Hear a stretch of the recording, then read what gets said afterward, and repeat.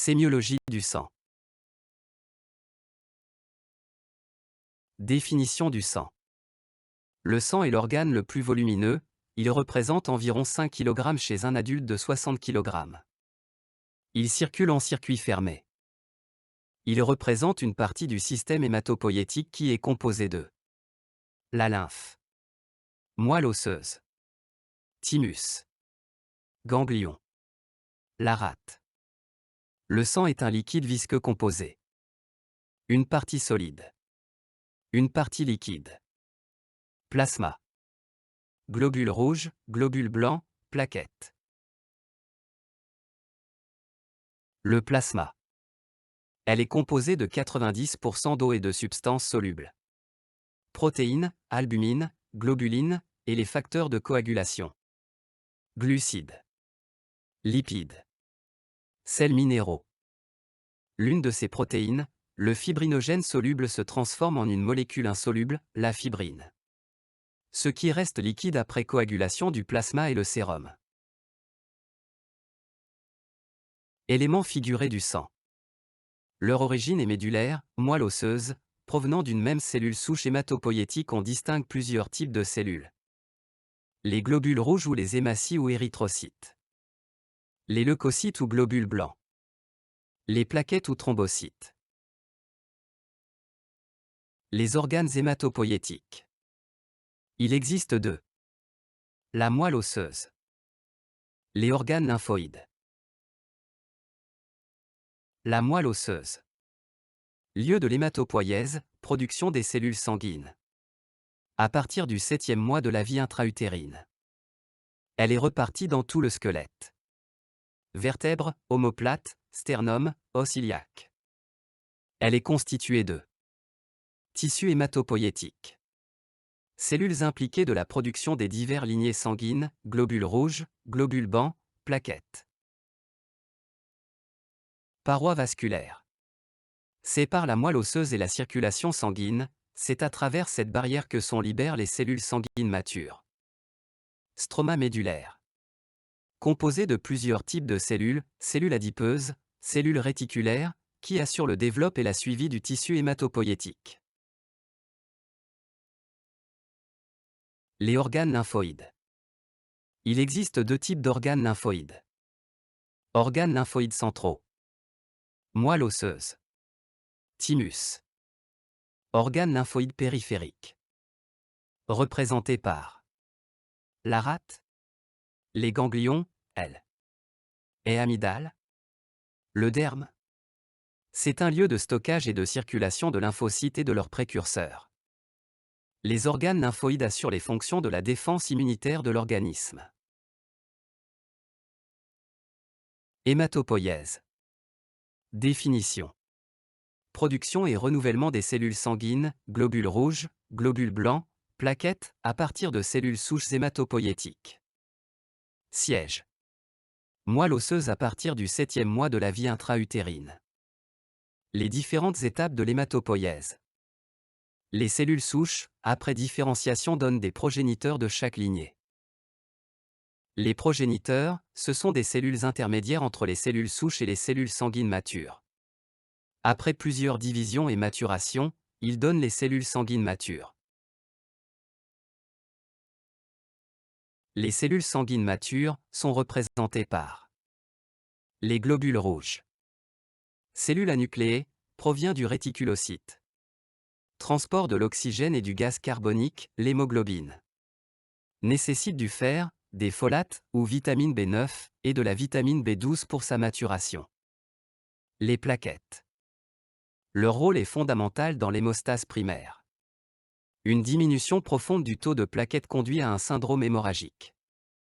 Thrombopénie 6 plaquettes 1500000/-3.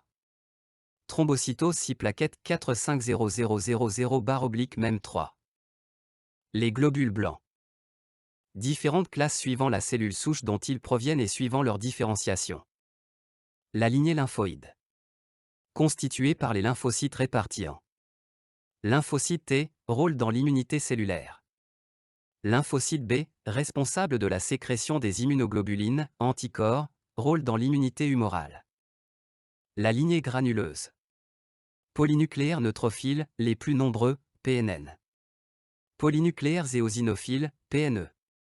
Polynucléaires basophiles, PNB. La lignée monocytaire. Monocyte. Régulation de l'hématopoïèse. Rôle du stroma médulaire. Rôle des facteurs de croissance. Érythropoïétine.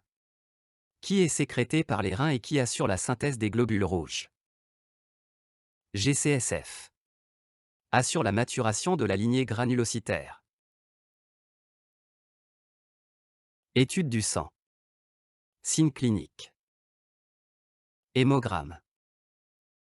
Myélogramme. Biopsie ostéomédulaire. Pour plus de détails, voir le cours « Moyen d'exploration du sang ». Les variations pathologiques des éléments figurés du sang. Diminution du nombre des cellules sanguines normales. Anémie, diminution du taux de Hb. Leucopénie, diminution du taux Gb. Thrombopénie, diminution des plaquettes.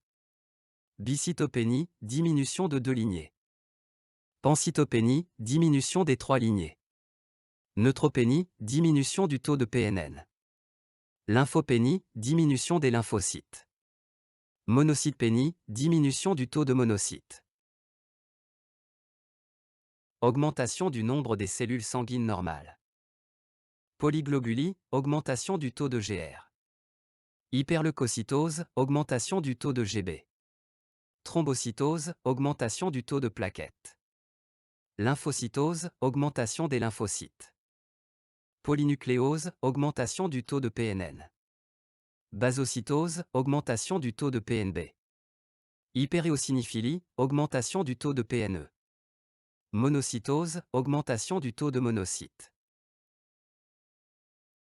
Présence de cellules habituellement absentes dans le sang. Blastose, présence de cellules blastiques en cas de leucémie. La myélémie, présence de précurseurs des cellules granuleuses dans le sang. Plasmocytose, présence de plasmocytes dans le sang. Érythroblastose, présence d'érythoblastes dans le sang. Les moyens d'exploration du sang. Hémogramme, FNS.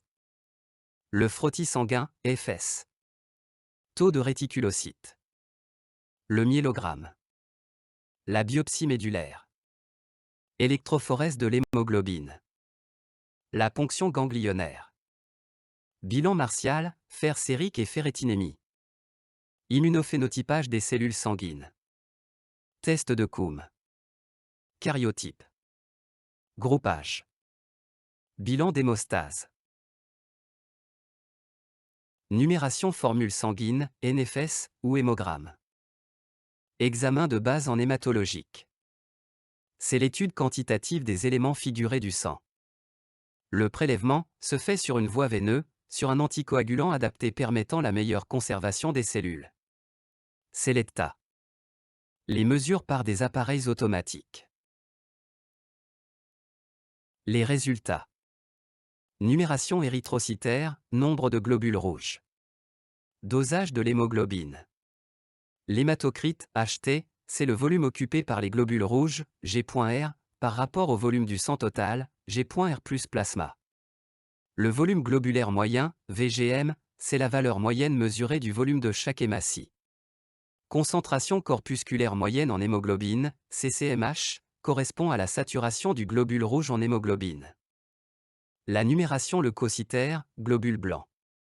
Polynucléaires neutrophiles ou PNN. Polynucléaires éosinophiles ou PNE. Polynucléaires basophiles ou PNB. Les lymphocytes. Les monocytes. La numération plaquettaire, les thrombocytes. Le frottis sanguin, FS. Obtenu par étalement d'une goutte de sang au doigt, puis séché à l'air puis coloré. Donne des renseignements utiles sur la taille, la forme et la couleur des globules rouges et autres anomalies des globules blancs et plaquettes, ainsi la recherche des cellules anormales. Taux de réticulocytes. Un réticulocyte est une cellule dépourvue de noyau. Taille un peu plus grand qu'un GR, septembre 2010, UM. Il séjourne 24 heures dans la moelle puis 24 heures dans le sang, avant de se transformer en globules rouges. Va définir le caractère central ou périphérique de l'anémie. Anémie arégénérative, taux de rétique 1,20000/-3. Anémie régénérative, taux de rétique 1,20000/-3. Le myélogramme. Le myélogramme consiste en l'étude cytologique de la moelle. La ponction est réalisée à froid au niveau du sternum, ou iliaque antérieur ou postérieur. À l'aide d'un trocar. Par un médecin hématologue assisté d'un infirmier. Le produit aspiré est directement étalé sur une lame en verre puis coloré et lu au microscope. Permet de donner des informations quantitatives, richesse de la moelle, et qualitatives, répartition des différentes lignées, ainsi la recherche des cellules anormales exemple cellules blastiques de la leucémie aiguë.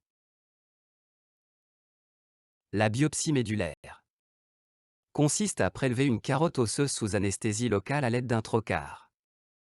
La biopsie se fait souvent au niveau de la crête iliaque postérieure ou antérieure.